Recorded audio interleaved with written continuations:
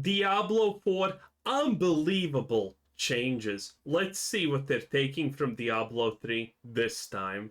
Hey folks, this is Riker, and we found a smoking gun to prove that Diablo 4's level cap will be changed from 100 to 60. I didn't believe it at first.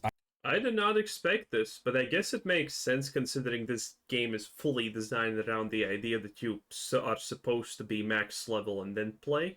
I argued against it, but as more and more evidence came in, I became convinced, and I think you will be too. We'll also cover in this video other gaming news of the week, including the massive update coming to Helldivers 2, some huge video game unions forming within Microsoft, Path of Exile's latest crazy expansion. I'm sure Microsoft will just not fire these people. I'm sure it's gonna go great.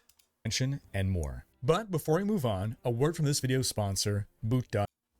Subscription you choose. So kicking things off with Diablo 4 news, first off, the next campfire chat is scheduled for August 1st, in which we'll get the final patch notes for Season 5, which then begins on August 6th. But on to the big bombshell that emerged over the past week.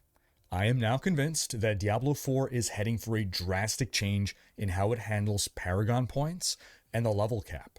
After being a firm denier of these theories, I now fully believe that with the launch of Vessel of Hatred, the level cap will be 60 rather than 100, and Paragon levels will be tracked separately like in Diablo 3.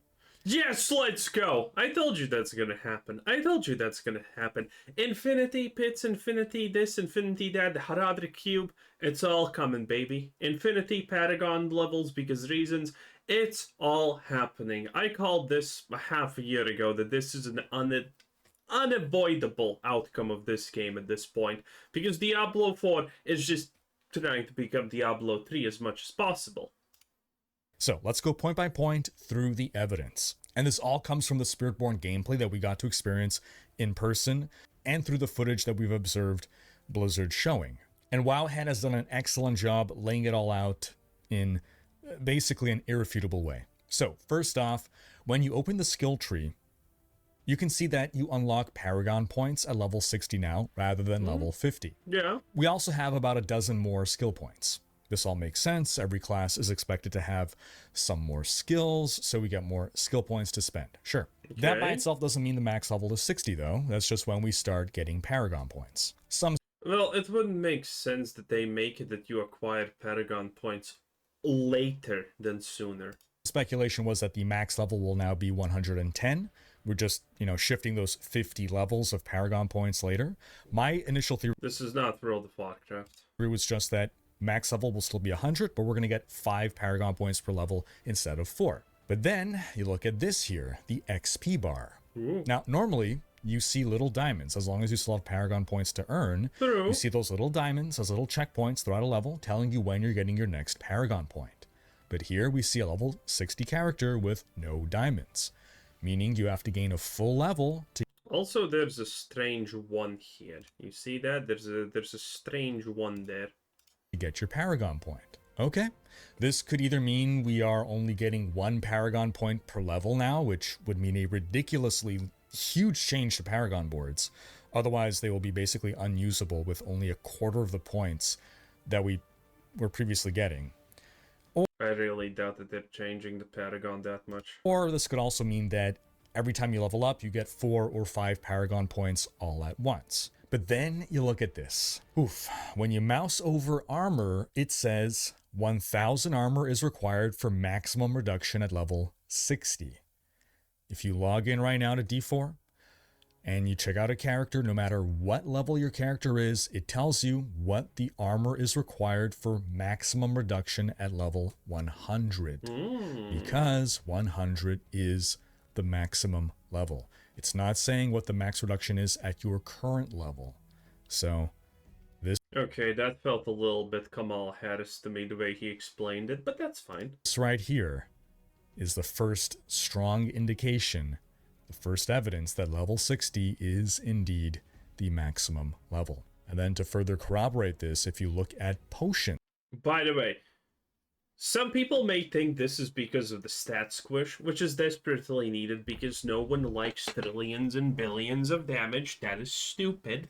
and there's no way you can advocate for it. But, you know, a stat squish doesn't mean that that part is going to get squished, so don't get that mixed up. Potion crafting. When you unlock your potions, you can see that they're all unlocking by level 60 now, as opposed to all the way into level 90. The major healing potion, which currently unlocks at level 80, you can see it now unlocking at level 56. All of the potion upgrades seem to be converging at level 60. Yeah. So all of this together, this has convinced me that level 60 will... All he's missing currently is spooky music, and then we're sold. ...be the new maximum level in Diablo 4, and then we'll likely have like 200 Paragon levels tracked separately. Now, in some ways, there's very little difference between having a max level of 50 with 200 Paragon levels and a max level of 100 where you stop getting skill points at level 50 and then you get 200 Paragon points over the next 50 levels. You can argue, you know, 6 of one, half a dozen of another. Personally, I prefer having a max level of 100. It's a cleaner number to me. I obviously have my Diablo 2 bias, but whatever. You can have the XP scaling and everything work the same, and it's just basically, you know, a display difference. However, there's actually a lot of ramifications if they do this. How is item level going to work now? How are world tiers going to work now?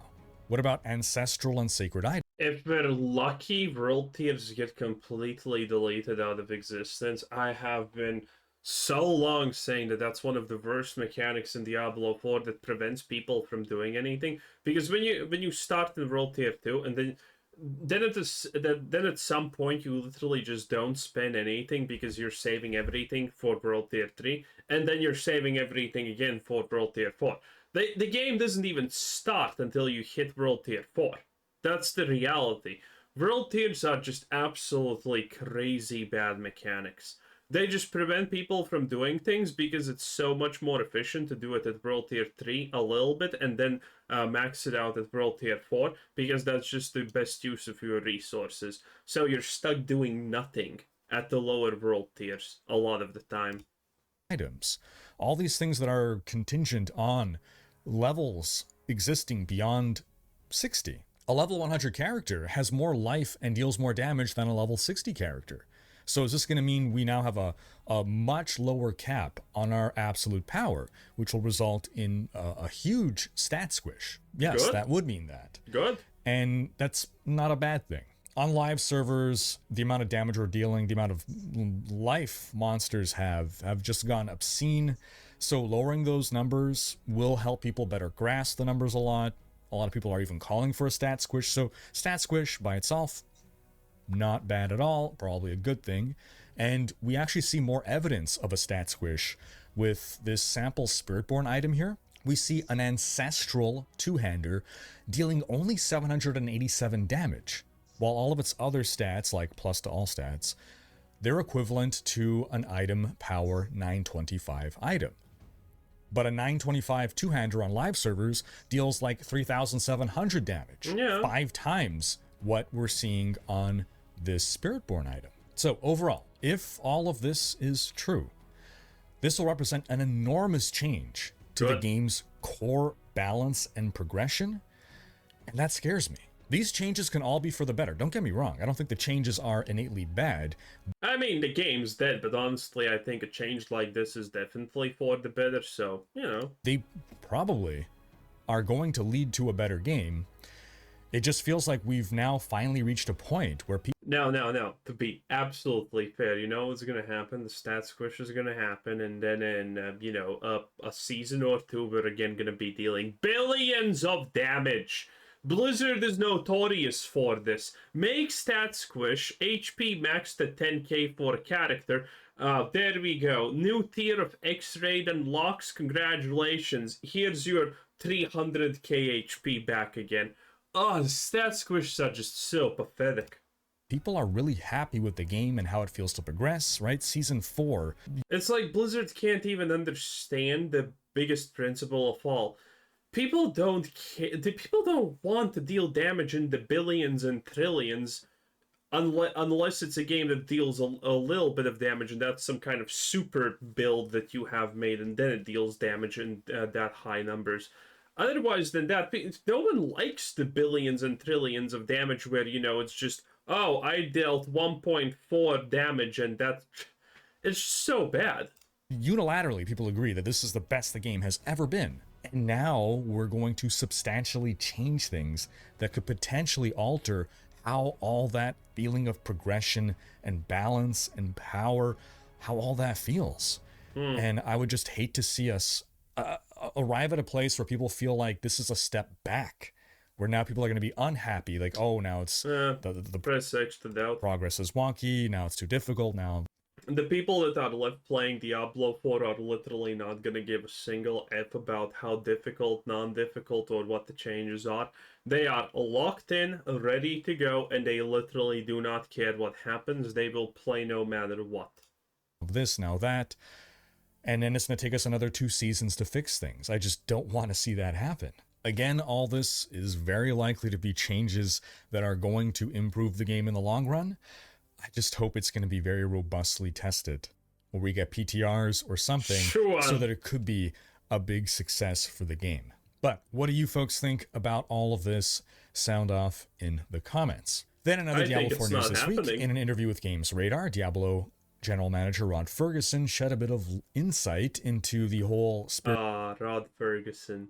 The absolute loser. He destroyed Halo, then he moved on to Blizzard, to greater things, and destroyed Diablo. What a hero. Born versus Paladin contention in the community at the moment. In case you're unaware, a lot of Paladin enjoyers were upset at getting a Spiritborn and not a Paladin, or otherwise wondering why Spiritborn before Paladin. And Rod hinted that a Paladin will indeed come. He said, quote, "People more often than not are sort of rearward facing. Like they know to ask for things that they've already seen.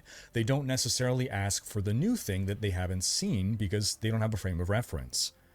And so again, it was really more about like, yeah, we definitely heard. Bro, what are you talking about? Every unique mechanic in Diablo 4 that was implemented by you, Todd Ferguson, Rod Ferguson, or whatever the dumb name is, has been backtracked by you or completely made not even viable any longer, and you're just copying Diablo 3 mechanics.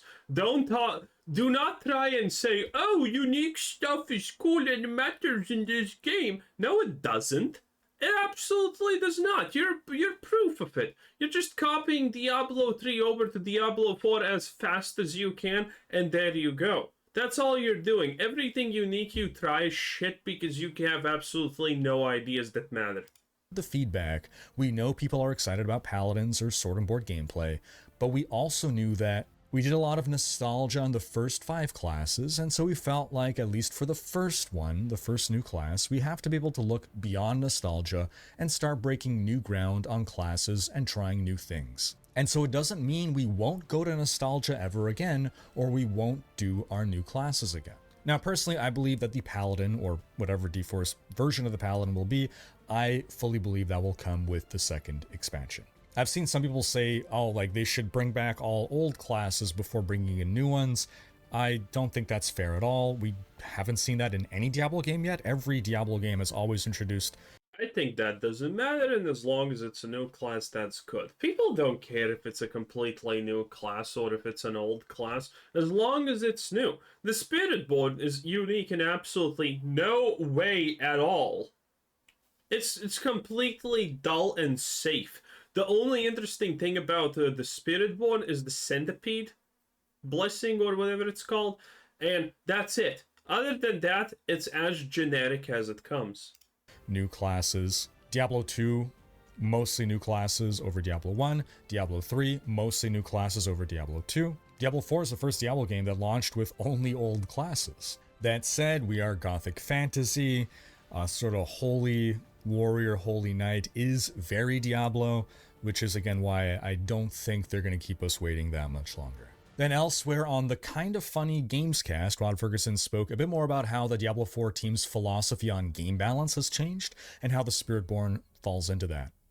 I normally quote or summarize what philosophy, but I feel it's important this time to hear the full context and the joking tone going on the podcast itself. So Okay. have a listen to this. It's an ongoing conversation. That's why we changed our philosophy around how busted does something have to be before we fix it. And generally it's now, we've kind of gotten to the place, as long as it's not breaking the servers, because we've actually had that. We've had a build that, when you look at the PTR for season 4 and the screen full of fiery dust devils, you're like, oh, if that went public, like in a wide, we would be crashing and everything. Yeah, it was bad. And so you have to like rein that in. And then, we sort of look at like, okay, at mid-season, we're going to have mid-season. That's a good time. Dude, this is such a cope take. This is absolutely copium up the wazoo, okay? Listen, when some classes are actually playable and when others are absolutely considered shit tier because nothing works for them, they're 50 times weaker than a naked barbarian at level 100, you have no place to speak on this. You're not balancing the game. You're not actually doing anything. You're just doing random things, throwing, pepperoni slices to the wall and hoping something sticks. And if lucky, throwing a bit of cheese and hoping it all lands together in a pile and forms a sandwich. This is not actually testing. This is just, oh, well, we're implementing things. We have no idea if this is going to be dumb, stupid, bad, or good. But here you go anyway. And that's our philosophy. This is the most zero accountability, we're just going to see what happens mindset that I have seen. You got to play with it for, a month and a half. We might need to tweak a few things, and then you get a few things. Carry on. So we try to be more transparent and more deliberate about balance. So it's just not you wake up one morning and all of a sudden your build isn't viable anymore. And we would never swing it that much, but that's how people sometimes feel. Like, I have this amazing build, and then I went to bed and woke up the next morning. Yeah, this was an actual legit problem, and they tried to balance things. You play the game one day, wake up the next one, and you're like, I'm suddenly tissue paper. I wonder what's going on. Oh, I got nerfed. That's what's going on. I'm doing half the damage I thought I should be doing. Yeah, and so we definitely, wanted to get out of that. And so it's really a philosophical change around not trying to chase the ideal of a perfectly balanced, and more about recognizing what's fun and letting and chasing. And you have done this in a horrible manner. Well, admittedly, exactly at Blizzard over the years.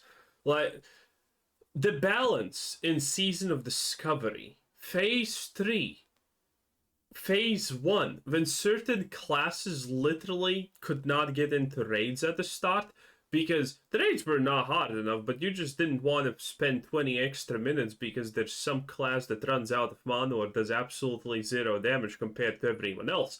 And Blizzard just let that slide. This is the same thing that's happening with Diablo 4.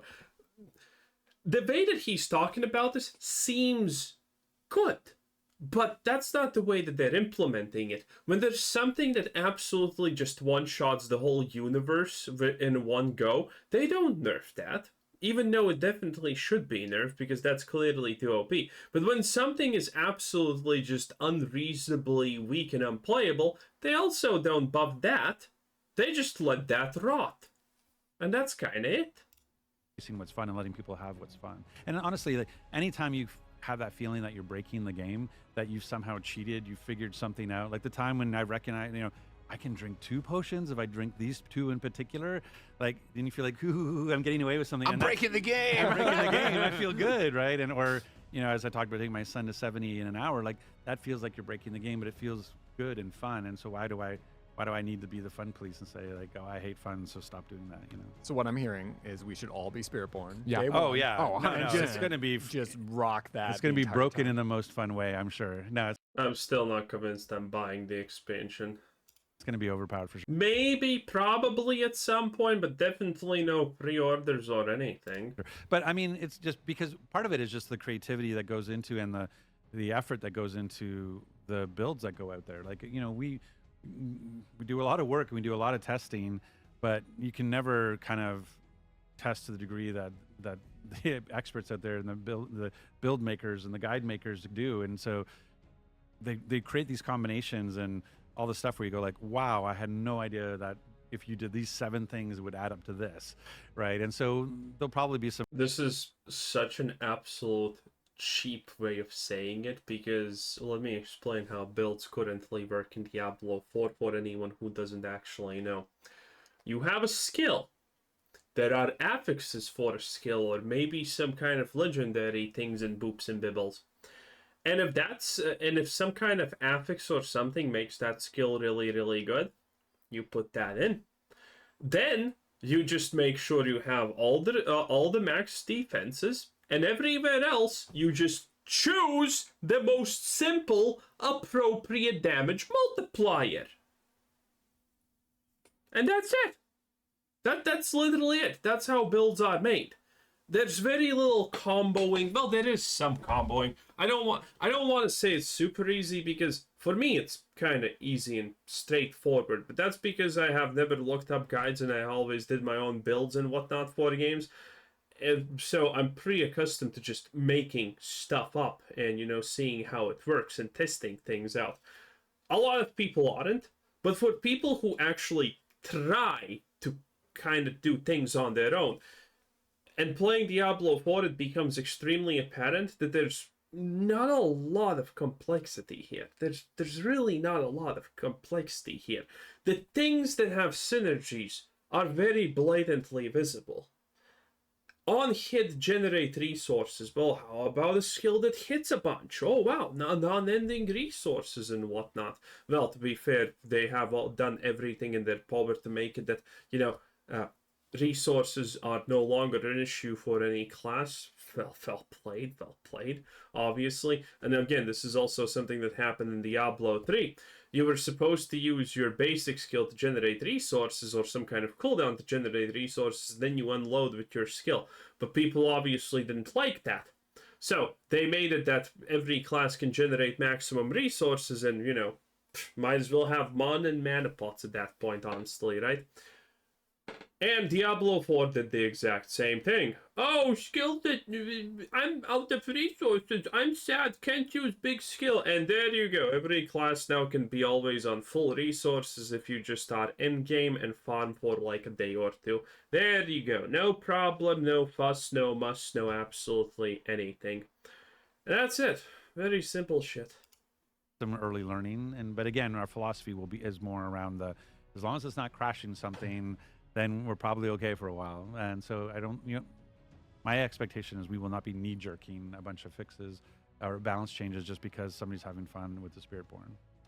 Again, that's an excerpt from the kind. And again, that's no. Wait, Racket, let me. Again, that's a problem with the philosophy here, because he's saying, oh, if something's overpowered, we're not going to fix it, which is okay, I guess. But if something's completely underpowered and people can't even enjoy the class, they're also not going to fix it. Why? Don't know. Doesn't actually go against what he's saying there, but, not going to do it anyway. So have fun, sorceresses, probably. Kind of Funny Gamescast, link in the description if you want to watch the whole thing. But my main takeaway here is that it seems like the devs are embracing the whole let us feel like we're breaking the game mentality, and that they're going to try not to shut us down too fast when we do find these just kind of broken combos. Or at least that's what Rod's saying. We'll see how it works out in practice, of course. Now, on the topic of the expansion, for those wondering how big of a new area we're going to be getting with the expansion, this image here should give you an idea. This is Nahantu when we were playing with the Spiritborn a couple of weeks back. Again, I have a full gameplay video with my footage. We only had one of the two Nahantu regions, but you can get a grasp of what the full size of the region is going to be. It's roughly the size of Skosglen, so that's the size of the new area that we'll have to play with.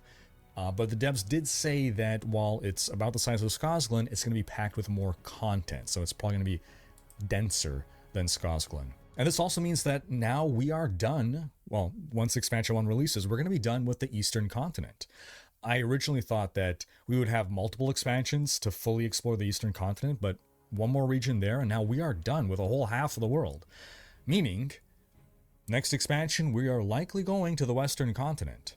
I mean, it's either that or we're going to Shansai to the north or the Scovus Isles to the south. I do believe one day we'll get there, but I feel next expansion, it's Yeah, it's all possibility. going to be the Western continent, and I think we're going to get all of Honduras as a region, which includes Old Tristram, Lutko Lane, and the city of Westmarch, where we'll likely get the Paladin type class. Remember, in my interview with game director Brent Well, the Paladin class without Westmarch would be kind of complicated at this point.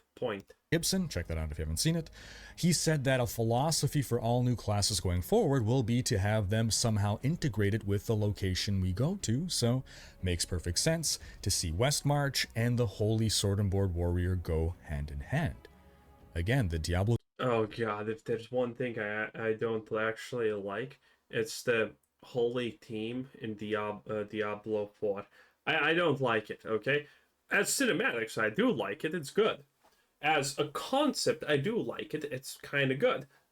But how it plays out is just kind of a giant no for me.